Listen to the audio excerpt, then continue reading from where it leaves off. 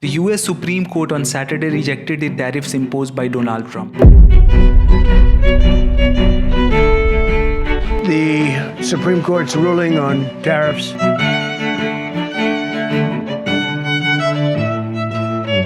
is deeply disappointing.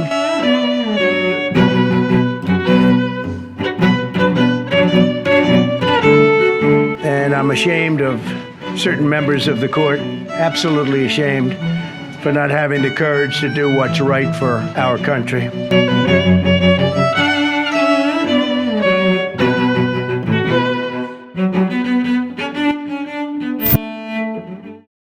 In this video, we are going to analyze this situation from almost all the possible angles, be it the alternative ways and laws that the US president might use to impose tariffs, or assessing both the situation of 10% tariff to 18% tariff for India and how it's going to impact various sectors in India. But let's start with the details of what exactly happened on Saturday in the Supreme Court of the United States. The court dismissed the tariff by stating that the president doesn't have the authority to impose tariffs without the consensus of the US Congress, that is the Parliament of the United States. But just a few hours after the announcement, Donald Trump implemented a 10% tariff under Section 122 of the Trade Act of 1974 that is expected to take effect from 24th Feb and will be valid for 150 days till 24th July 2026. Today I will sign an order to impose a 10% global tariff under Section 122, over and above our normal tariffs already being charged. For India, the tariffs are expected to come down to 10% from 24th Feb, but Trump, while announcing the new tariffs, mentioned that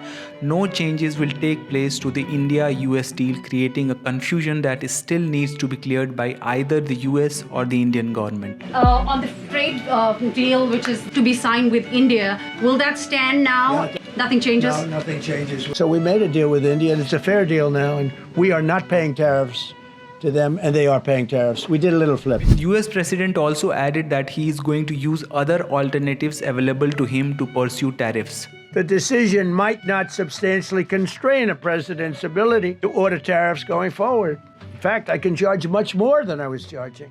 That's because numerous other federal statutes, which is so true, authorize the president to impose tariffs, but it's a little bit longer process. Meanwhile, the Indian ministry says that it's studying the implication of changes in the US tariffs, and India has paused the trades team visit scheduled for 23rd to 25th Feb as it plans to assess the situation. But the tariffs on India are going to come down to 10 to 15% as the deal has not been completed yet.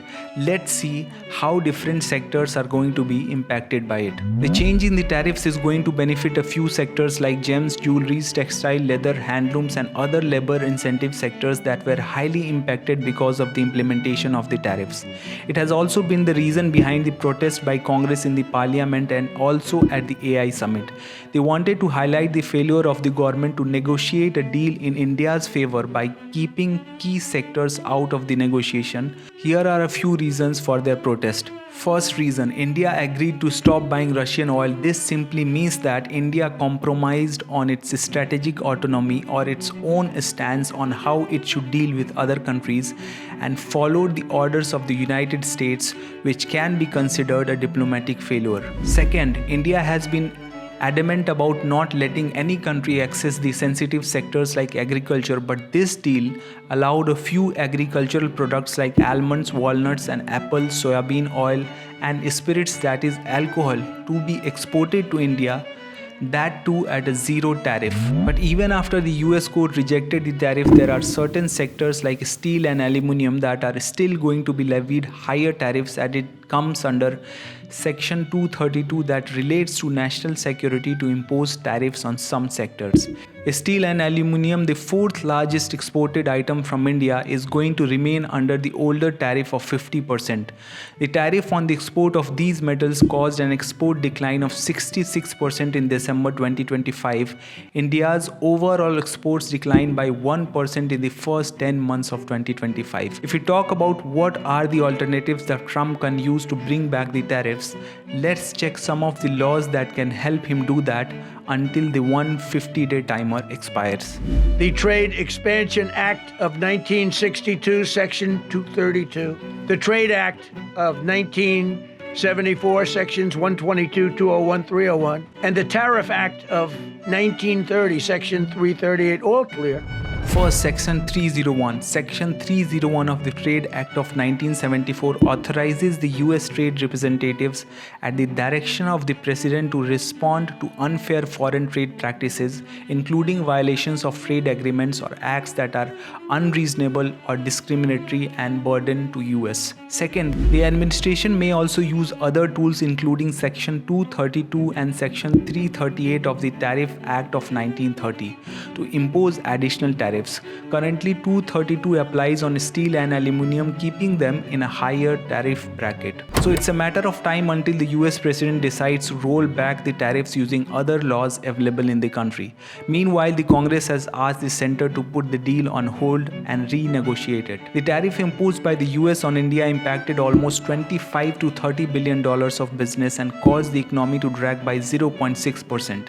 Textile, handloom, leather, gems and jewelries were highly impacted because of the US tariffs. So what do we conclude from all this? India has already made a deal and the tariffs have been brought down to 18%, and this new law allows the US president to hike tariffs to 15%, so it's not going to make a big difference to India. But now we can look at the deal we have made and see how it's going to impact the Indian economy. As the deal is not final yet, more details related to it are going to surface in coming days. Or is the deal going to get cancelled? In this legal dilemma is what will get clear in a few days. In this wait and watch moment, the question isn't the tariffs will return, but how. Do not miss the next move in this global trade battle that decides the course of many countries and the world. Hit the subscribe button, turn on notification, and let us know your opinion in the comments if Trump will successfully use one of the other alternatives like Section 301 to reimpose higher tariffs, or will the new 10% tariff expire after 150 days? We'll see you in the next video. Thanks for watching the video till the end.